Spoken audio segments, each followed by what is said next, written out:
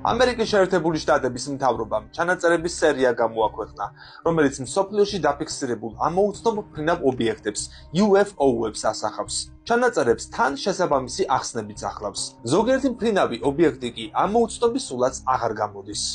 ფართო საზოგადოებისათვის ჩანაწერები ხელმისაწვდომი არ გახადა.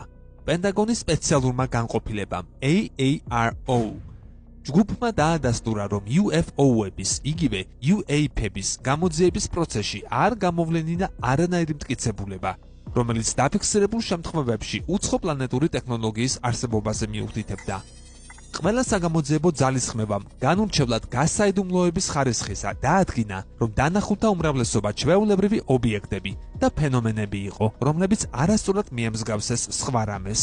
გამოქვეყნებულ მასალაში ისეთი ფენომენების ვიდეოებიცაა, რომლებიც არ ბოლომდე ვერ ახსნა. ამ უარყოფის მიუხედავად, ორგანიზაცია 100%-იან პასუხს მაინც ვერ იძლევა, არის თუ არა ეს ობიექტები და მოვლენები უცხო ცივილიზაციის კუთვნილება. ერთ-ერთი ასეთი შემთხვევა ჩანაწერს მოიცავს, რომელიც F-18 თვითმფრინავებზე მყოფმა ამერიკის შეერთებული შტატების სამხედრო საზღვაო ფლოტმა გადაიღო.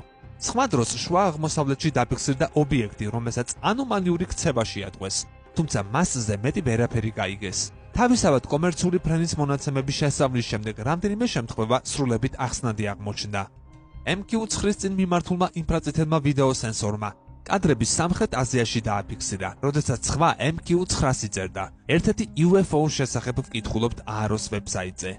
სრული ვიდეოს შესწავლის, უფრო დიდი ფოკალური სიგრძის მქონე დამატებითი ჩანაწერისა და რეგიონის კომერციული ფრენების მონაცემთა ანალიზის შემდეგ ARO ადგენს, რომ ობიექტი სავარაუდოდ კომერციული საფრენი აპარატია. კვალის კავიტაცია კი ვიდეოს კომპრესირებამ გამოიწვია. აცხადებს ARO.